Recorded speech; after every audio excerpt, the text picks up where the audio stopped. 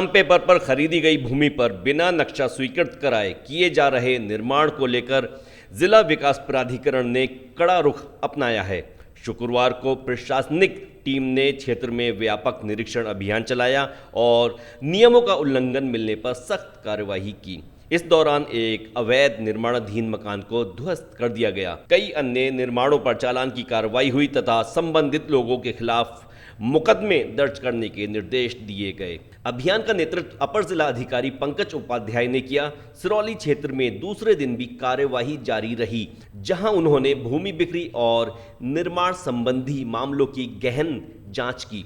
जांच में पाया गया कि अनेक आलीशान भवन बिना नक्शा स्वीकृति और बिना विधि सम्मत दाखिल खारिज के ही निर्माणाधीन थे। प्रशासन ने ऐसे भवनों को सील किया है और मालिकों को नोटिस जारी करने की प्रक्रिया शुरू कर दी है। अपर जिलाधिकारी ने मौके पर मौजूद विकास प्राधिकरण के अधिकारियों को फटकार लगाते हुए स्पष्ट निर्देश दिए कि बिना वैधानिक प्रक्रिया पूरी किए निर्माण को किसी भी हाल में जारी न रहने दिया जाए। उन्होंने कहा कि क्षेत्र की सभी संदिग्ध भूमि का पूर्ण विवरण तैयार किया जाए। इसके लिए उन्होंने विकास प्राधिकरण और तहसीलदार गिरीश चंद्र त्रिपाठी को भूमि का विस्तृत सर्वे कर सूचीबद्ध करने का आदेश दिया। अधिकारियों से अपेक्षा की गई कि ऐसी भूमि की पहचान की जाए जिनकी खरीद फरोख्त स्टाम्प पेपर पर की गई है, मगर ना तो रिकॉर्ड में सही ढंग से दर्ज है और ना ही श्रेणी परिवर्तन करवाया गया है। कार्रवाई के दौरान यह भी सामने आया कि कई भवनों की ना तो रजिस्ट्री सही तरीके से की गई थी और ना ही दाखिल खारिज की प्रक्रिया पूरी की गई थी, जबकि निर्माण कार्य तेज गति से जारी था। इसे देखते हुए एडीएम उपाध्याय ने स्पष्ट घोषणा की कि आगे से सभी ऐसे निर्माणों को नोटिस जारी किए जाएंगे और यदि निर्धारित समय सीमा में संतोषजनक जवाब प्रस्तुत नहीं किया गया तो ध्वस्तीकरण किया जाएगा। अवैध भूमि खरीद फरोख्त के कारण सरकार को हो रहे भारी राजस्व नुकसान पर भी उन्होंने चिंता व्यक्त की। उन्होंने कहा कि लंबे समय से क्षेत्र में स्टाम्प पेपर पर भूमि का सौदा कर बिना श्रेणी परिवर्तन और ज़रूरी अनुमति प्राप्त किए निर्माण कार्य किए जा रहे हैं, जिससे राजस्व प्रणाली प्रभावित हो रही है।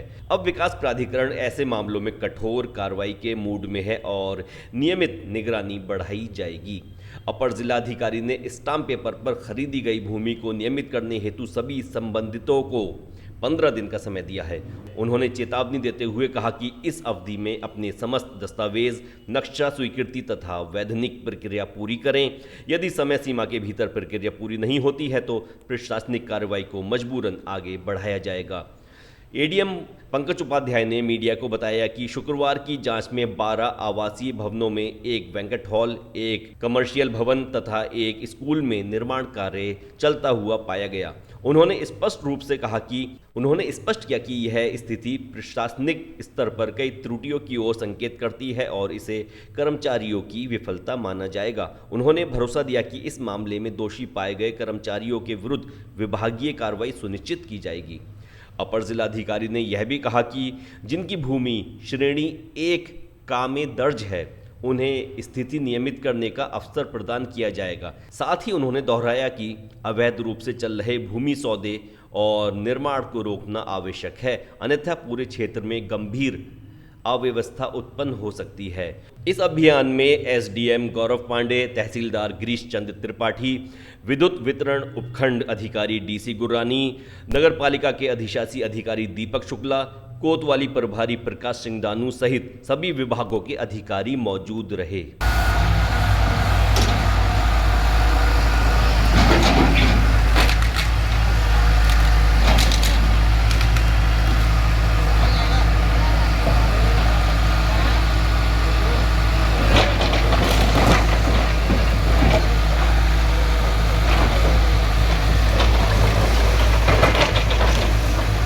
सिरौली कला में बड़े पैमाने पर जो श्रेणी 1 की ज़मीनें हैं उसमें मैं देख पाया मैंने कि सब में प्लाटिंग हुई है। निश्चित तौर पर कुछ प्लाटिंग पुराने भी लगे हैं, लेकिन अभी जो हमने जो गलियों का निरीक्षण किया उसमें करीब 12 मकान रेजिडेंशियल अंडर कंस्ट्रक्शन पाए गए, एक बैंक्वेट हॉल अंडर कंस्ट्रक्शन पाया गया है, एक कमर्शियल बिल्डिंग अंडर कंस्ट्रक्शन पाया गया और एक स्कूल का 2य तल अंडर कंस्ट्रक्शन पाया गया है।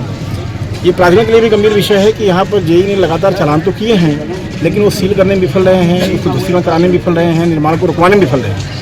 तो निश्चित तौर पे मैं इसके संबंध में उच्च अधिकारियों से को रिपोर्ट प्रस्तुत करूँगा और उसमें जो भी वैधानिक कार्रवाई वो की जाएगी। हमारे जो कर्मचारी हैं जिनका फेल्योर रहा है इसमें उनके खिलाफ भी कार्रवाई की जाएगी। दूसरा, अभी मैंने कमर्शियल बिल्डिंग को सील करा दिया है, स्कूल की बिल्डिंग सील हो रही है और बैंक्वेट हॉल को सील कर रहे हैं। इनको सुनवाई का अवसर देंगे, क्योंकि निजी जमीन है तो इनको अवसर दिया जाएगा पूरा सुनवाई का। उसके बाद भी यदि ये पात्र नहीं पाए जाएंगे तो दूसरी कार्रवाई की जाएगी। उसके अलावा अभी हम आगे बढ़ रहे हैं और जो तस्वीर मुझे दिखाई पड़ रही है उसमें यहाँ पर अवैध तरीके से ज़मीन की खरीद फरोख्त और अवैध तरीके से निर्माण, ये दोनों बड़े पैमाने पाए गए।